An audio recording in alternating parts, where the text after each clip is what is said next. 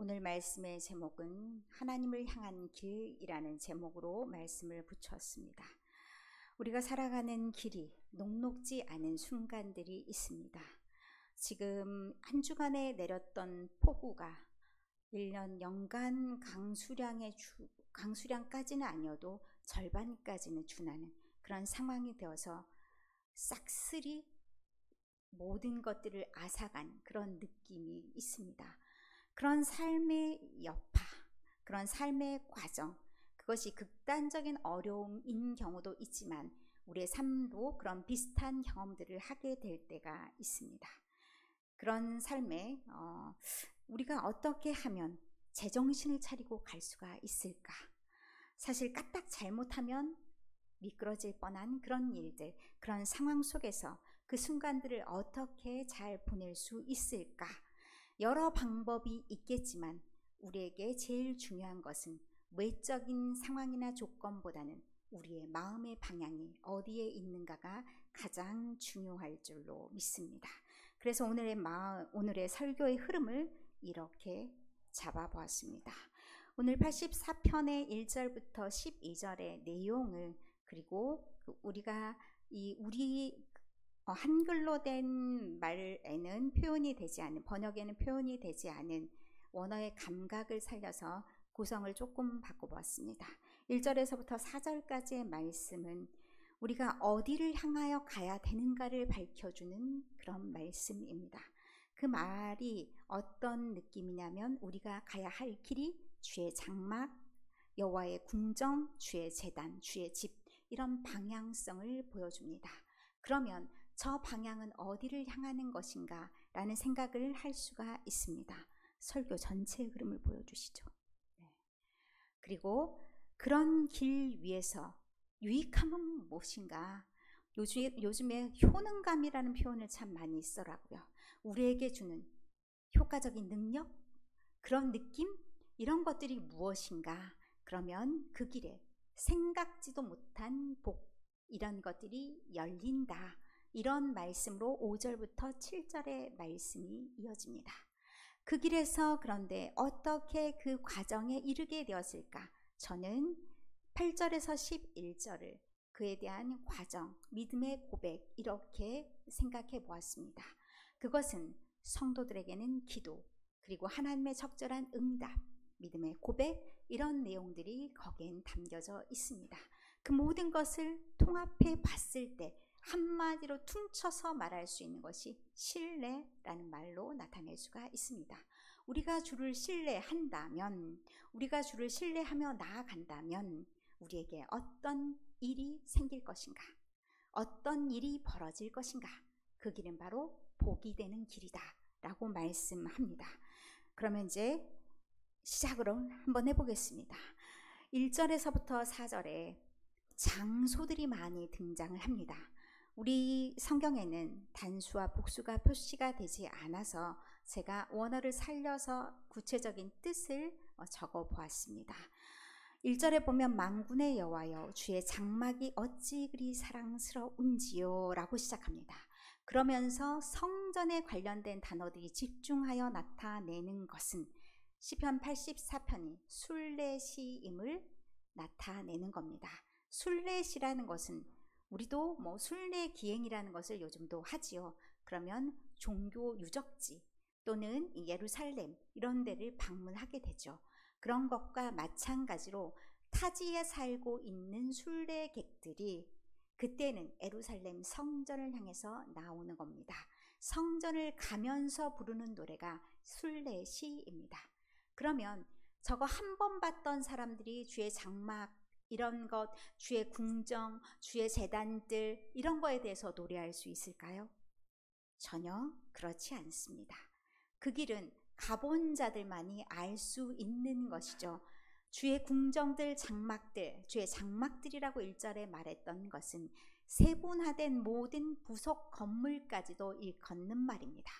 그랬더니 막 성전을 생각하면, 예를 들면 우리 교회를 생각하면 우리 교회에 이 본당 건물이 있고 교육관이 있고 또 우리가 주변 뜰도 있고 밭도 있고 이런 쫙 풍경이 머릿속에 그려진다는 얘기죠. 그러면 이것은 가본 사람이 속속들이 무엇인지를 알고 있다는 것이고, 두 번째, 주의 궁정 2절에 나와 있습니다. 주의 궁정을 사모한다라고 얘기했는데, 주의 궁정이라는 것은 마당입니다. 성전의 마당, 성전의 뜰. 주로 순례자들이 와서 거하게 되는 곳, 잠깐 머무는 곳, 그곳이 저 뜰이 되는 겁니다. 그렇다면 그곳에 머물러 본 적이 있는 사람들이 아마도 이 노래를 불렀을 겁니다. 그리고 또한 3절에는 제단들이 나옵니다.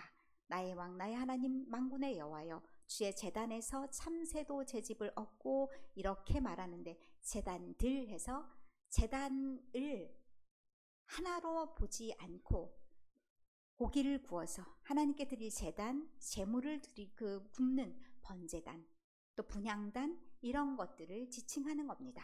그러면 모든 부속 기구들도 잘 알고 있는 상태를 알 수가 있습니다. 그것을 통칭해서 4절에 주의 집, 이렇게 표현을 했습니다.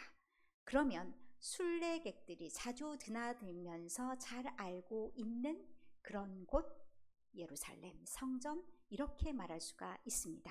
그런데 이 마음들이 얼마나 사모하는 마음인지가 1절부터 드러납니다. 주의 장막이 어찌 그리 사랑스러운지요. 그러면 장막에 대한 그리움, 또 더 나아가고자 하는 마음, 그곳에 대한 사랑, 열정, 이런 것들을 느낄 수가 있습니다. 2절에는 그것이 지나쳐서 내 영혼이 여호와의 궁정을 사모하여 쇠약해진다, 보고 싶어 죽겠다, 가고 싶어 죽겠다, 이런 마음이라는 겁니다.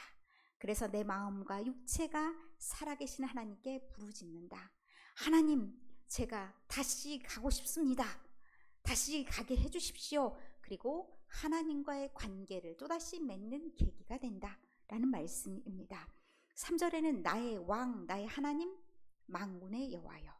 다른 하나님이 아니고, 놈의 하나님이 아니고 나의 하나님, 나와 특별한 관계 속에 있는 그 하나님, 그 하나님께 우리가 성전에 나아갈 때 하는 일이 주께 제사를 드리는 거죠.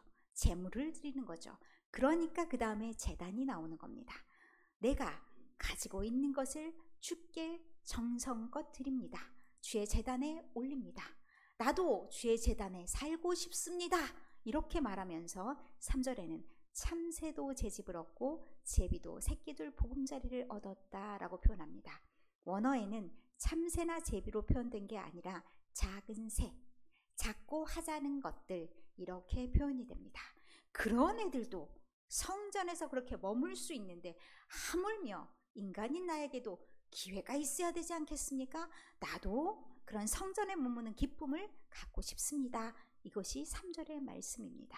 그러면서 4절에 주의 집에 거하는 자들, 주의 집에 사는 자들, 주의 집에 사는 자들이라는 것은 주께 늘 예배를 드리는 자들이죠.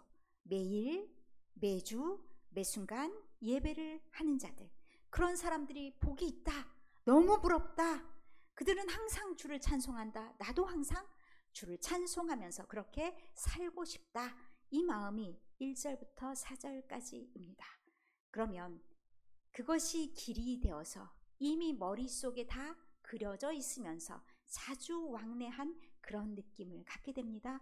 이것이 단순한 성전에 대한 사랑일까요? 아니죠. 하나님에 대한 사랑이 성전으로 나아가는 길을 만들고, 그것이 반복되어서 한 번 갔던 길, 또 여럿이 가게 되는 길, 그 길이 더욱 단단해져서 모두가 아는 길로 되어져 있음을 보게 됩니다. 5절에 말씀합니다. 제가 생각할 때는 5절에서 7절의 말씀이 정말 중요한 말씀이다 생각이 드는데, 5절에 주께 힘을 얻고 그 마음에 시온에 들어가 있는 자는 복이 있나이다 라고 말씀합니다. 그들이 왜 그러냐면, 이제 이유에 해당하는 말들이 나오는데, 그들이 눈물 골짜기로 지나갈 때 그곳에 많은 샘이 있을 것이며, 그래서 눈물을 씻을 수 있도록 해주고, 목이 마른 것도 가란 것도 없게 해주고, 또 적절한 비를 내려서 복을 채워주신다. 그러니 마음의 방향이 중요하다라는 거죠. 7절에는 그들은 힘을 얻고 그로 인해서 힘을 얻어서 하나님께 다시 나아갈 용기가 생긴다라는 말씀입니다. 5절의 말씀을 조금 다른 표현으로 바꿔보았습니다. 주께 힘을 얻고 그 마음에 시온의 대로가 있는 자, 이 표현이 원어에는 그 마음에 길들이 있는 자는 복이 있다. PPT 있습니다. 시온의 길들이 있다라는 말인데 저 길들이라는 원어가 훨씬 더 설명이 편할 것 같아서 제가 원어를 따왔습니다. 저 말은 길은 한 사람이 가서 길이 만들어지지 않습니다. 이미 생긴 길을 말하지 않고 이제 만들어진 길이라면 누군가 시작되어야 되고 그 길로 인해서 반복적으로 오고 가고 왕래해야지 그 길이 완성이 됩니다. 단단해집니다. 그리고 그 방향이 어디로 향하는 것인지를 알게 됩니다. 그래서 1절부터 4절까지를 빌어보았을 때 아마도 시온의 길들일 거다라고 해서 시온에 이렇게 오늘 우리의 본문에는 적혀 있습니다. 그러니 우리가 이게 반복적으로 습관이 되지 않으면 그런 마음의 길들도 만들어지지 않는다는 말씀입니다. 어떤 일을 당할 때, 어떤 일이 생겼을 때 우리의 마음의 방향은 어디로 흘러가는지 또한 어떤 장소로 가는지 보면 우리가 무엇을 마음에 품고 있는지 무엇을 중심에 두고 있는지를 알 수가 있습니다. 길을 한번 볼까요? 숲속에 난 저 길. 처음에는 누군가 길이 필요해서 갔던 길이었을 거고 그 사람들이 한 사람이 길을 내놓으니 다른 사람도 여기가 길인가 보다 하고 가게 되고 점점점 많은 사람들이 가게 되면서 단단해져서 누가 보더라도 길인가 보다 알 수 있게 되는 것이 되는 겁니다. 사람의 마음 또한 마찬가지라는 겁니다. 반복되어서 그것이 나타나지 않으면 자기 마음의 방향도 주체할 수 없고 가는 길이 잘못되어질 수도 있다는 겁니다. 그런데 마음에 길들이 생겨서 어떻게 하면 되는지 알 수 있어. 이것은 경험치입니다. 이런 상황에서 이렇게도 해보고 저런 상황에서 저렇게도 해보고 다양하게 이르는 길들, 그것들을 발견했다는 겁니다. 그러면서 경험을 해보는데 하나님께 이르는 길들을 발견하면서 그곳에서 내가 어렵고 힘든 상황 속에서 내가 정말 눈물 흘리며 가는 그 길에 하나님이 같이 해주셨기 때문에 내 눈물도 닦아주셨고 눈물이 더 이상 나지 않을 수 있도록 해주셨고 때때로 자잘한 복들도 주셔서 이렇게라도 살 수 있구나, 이렇게 살아도 사는 거구나, 이런 경험들이 생기는 거죠. 그러면서 어떤 게 생기냐? 마음의 여유가 생깁니다. 그리고 힘을 얻게 됩니다. 하나님의 힘을 받아 나아가게 되는 겁니다. 그러면 또다시 어떻게 우리가 용기를 낼 수가 있는가? 우리가 어려운 상황에서 무엇을 해야 될지 알겠다. 8절부터 11절의 말씀입니다. 내가 어렵고 힘든 이 순간에 나는 무엇을 해야 될까? 나는 하나님께 나아가면 되겠구나 라는 결단도 할 수 있게 된다는 말씀입니다. 8절의 말씀에 만군의 하나님 여호와, 만군의 하나님이라고 했을 때 만군이라는 것은 온 세상을 지배하는 하나님, 그리고 힘이 있는 능력이 있는 하나님이라는 말씀입니다. 그 하나님이 내 기도를 듣고 계신다는 겁니다. 그 하나님이 내 기도를 들어주시고 그러면 모든 상황과 모든 처지를 다 아신다는 의미죠. 그리고 야곱의 하나님이라는 것은 야곱이 기도했을 때 하나님께서 응답하셨다는 것을 말씀합니다. 응답의 그 하나님께서 내가 기도할 때 귀를 막지 않고 귀를 기울여 주신다는 겁니다. 그럼 그 기도가 어떻게 되겠습니까? 하나님이 들으시는 기도, 하나님이 해결해 주시는 기도가 된다는 말씀입니다. 그래서 삶에 어려움이 있을 때 나한테 무차별적인 공격이 막 들어오는 것 같은 느낌이 될 때 우리가 어떻게 기도하면 되냐? 우리의 방패이신 하나님이여 라고 기도하면 되는 겁니다. 하나님이 이 공격으로부터 우리를 막아주신다면 우리는 능히 이 공격을 내 힘으로가 아닌 하나님의 힘으로 나아갈 수가 있습니다. 그러면서 9절의 말씀에 주께서 기름 부으신 자의 얼굴을 살펴보옵소서라고 말합니다. 하나님이 얼굴을 찬찬히 보고 계셔야 그 사람이 처한 상황을 알 수 있다는 겁니다.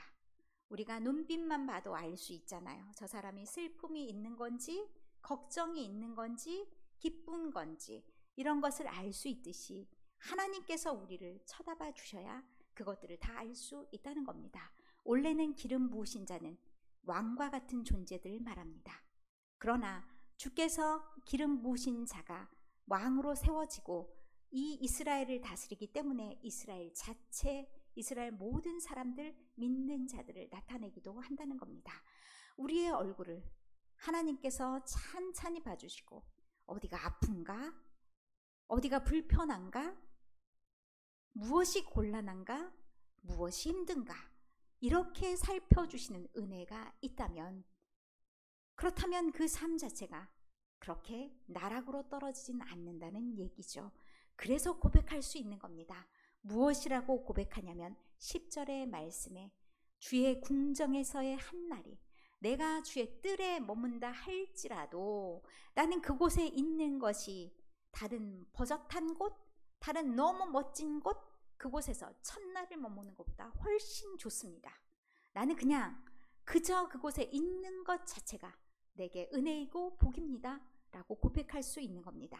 그리고 악인의 장막에 사는 것보다 내 하나님의 성전 문지기로 있는 것이 좋다고 고백할 수 있는 겁니다. 여기서 악인의 장막이라고 했을 때 이 장막이라는 것은 번듯한 집이겠죠. 번듯하고 다 갖춰져 있고, 그런데 살면 뭐하냐? 나는 하나님과 함께 하겠다. 나는 하나님의 성전 문지방에 서서 오고 가는 사람들을 관리하는 그런 역할을 하든지 어쨌든지 간에 나는 하나님과 함께하는 복된 삶이 나에게 참된 복이다. 왜냐하면 11절에는 이유를 말합니다. 여호와 하나님이 해와 방패가 되어주시기 때문이다. 비가 오는 날에는 해가 필요하죠. 그리고 또 공격을 받는 날에는 무엇이 필요합니까? 방패가 필요합니다. 하나님이 그 모든 것을 막아주셔서 살만하게 하시고 살 수 있게 도우신다는 얘기입니다. 그래서 여호와께서 은혜를 우리에게 베풀어 주시고 영화를 주신다고 했는데 영광을 주신다라고 말씀합니다. 다른 사람 앞에 우리가 부끄러움을 당하지 않도록, 다른 사람 앞에서도 우리가 번듯한 사람이 될 수 있도록 모든 일을 해결해 주시는데 우리에게 당부하는 것이 있습니다. 정직하게 행하는 자, 정직하게 행하는 자에게 좋은 것을 아끼지 않는다 말씀합니다. 하나님을 사랑하는 자, 하나님을 믿고 의지하는 자, 그리고 하나님께 기도와 간구하는 자, 그는 정직하게 살아야 될 이유도 생기는 겁니다. 그렇게 됐을 때 마지막으로 결론적으로 12절에 말합니다. 만군의 여호와여 주께 의지하는 자는 복이 있나이다. 이렇게 하는 자들이 어떤 마음으로 나아가느냐? 주님을 전적으로 믿고 신뢰하며 믿음으로 나아간다는 말입니다. 그러면 하나님께서 그들에게 무엇을 해주셔야 되겠냐? 복을 주시는 것이 하나님께서 응당 이들에게 해주셔야 될 일들이 아니겠느냐 말씀합니다. 우리의 힘든 순간들 또는 때때로 결정의 순간들, 여러분의 마음속에는 어떤 길이 나 있습니까? 여러분의 습관적인 길은 어디에 있습니까? 여러분의 주로 머무시는 곳은 어디입니까? 여러분이 주로 생각하고 주로 가장 마음에 두는 곳, 그 장소를 한번 생각해 보시면서 그 마음 속에 그곳에서 내가 하고 있는 행동들도 같이 들어가 있는 겁니다. 그러면 나는 하나님이 원하시는 복 받을 수 있는 사람인가 생각할 수가 있습니다. 주의 길을 가는 자, 주의 장막을 사모하는 자, 여호와를 사모하는 자, 그런 마음으로 여러분들이 세상을 향해서도 세상 안에서도 살아간다면 하나님이 여러분의 길 속에서 때때로 해와 때때로 방패가 되어주시고 여러분이 필요한 모든 은혜를 내려주실 줄 믿습니다. 우리가 성공으로 향해 간다고 성공이 되는 것이 아니라 우리가 하나님을 향해 갔을 때 그 길이 열릴 줄 믿습니다. 여러분 모두가 하나님을 향한 순례의 길을 걷는 순례자입니다. 우리의 마음의 그 길이